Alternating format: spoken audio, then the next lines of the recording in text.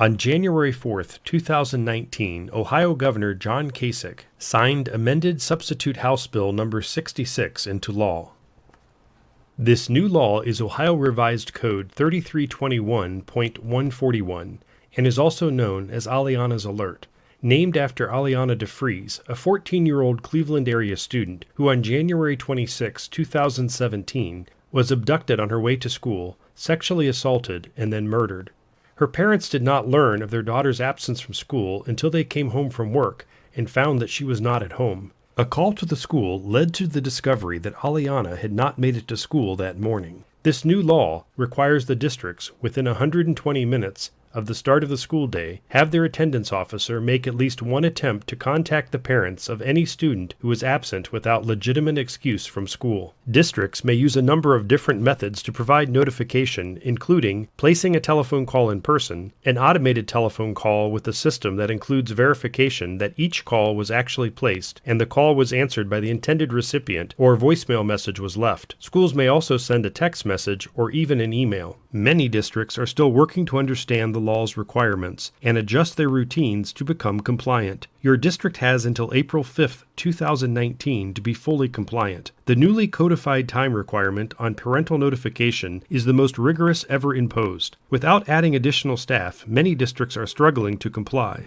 Our fully automated attendance notification system, the Education Connection, has been providing compliant communication and notification solutions to school districts for over 28 years. The absence notification process starts in the classroom with the teachers who enter the daily attendance into the school's student information system. Simultaneously, the office staff are documenting the phone calls, voicemails, and notes received that morning regarding absent students. All of this information is entered into the student information system. Compiling all these communiques can take a considerable amount of time, depending on many factors, such as the size of the student population, methods of notification accepted, number of staff assigned to the task, and the general wellness of the students. Once all the absence messages received from parents have been entered into the student information system, the school's attendance officer will log into the Education Connection with the TEC number designated for the attendance calls in his or her building. The Education Connection will then place an inquiry to the student information system and retrieve a list of all students who are absent without a legitimate excuse. The attendance officer will then study this list to confirm it is accurate. This is the time to verify that all parental excuses have been properly documented in the student information database.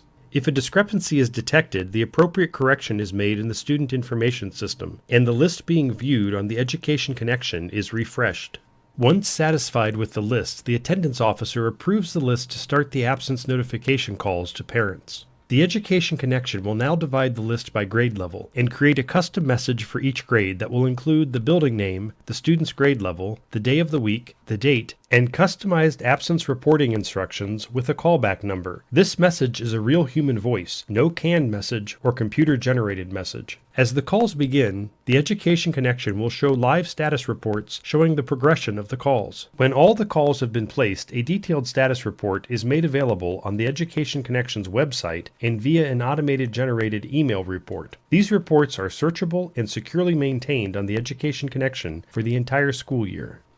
Having a dialing system in place, however, is not enough to ensure compliance with the law. There are many steps that need to be completed successfully to comply with absence notifications. A well-planned process can still fail. Alianna DeFreeze's school did employ an automated dialing system to deliver absence notifications, but on the day that Alianna was abducted, the school system failed to place a phone call to her family. As an attendance officer or administrator, you are ultimately responsible for ensuring that your school stays in compliance with the new state law. The Education Connection will assist you in your vigilance by providing active process monitoring with a built-in alerting tool which includes redundant escalating notifications. Here's how it works. In our example, school starts at 8 a.m. Absence calls need to have made their first attempt to contact parents by 10 a.m., so calls should start no later than 9:45 a.m. The Education Connection monitors system activity, and if the school's attendance officer has not yet approved the absence list before 9:30 a.m., the attendance officer will receive an alert via email, text message, and on compatible phone systems, a pop-up message on his or her desk phone. At 9:45, if the absence notifications still have not started, the building administration is notified so that corrective action can be taken. At 9:55, if the absence notifications still have not started, the designated district administrators are notified that the building's required parental notifications have not yet been performed, and a priority response is now needed to identify the source of the missing notifications.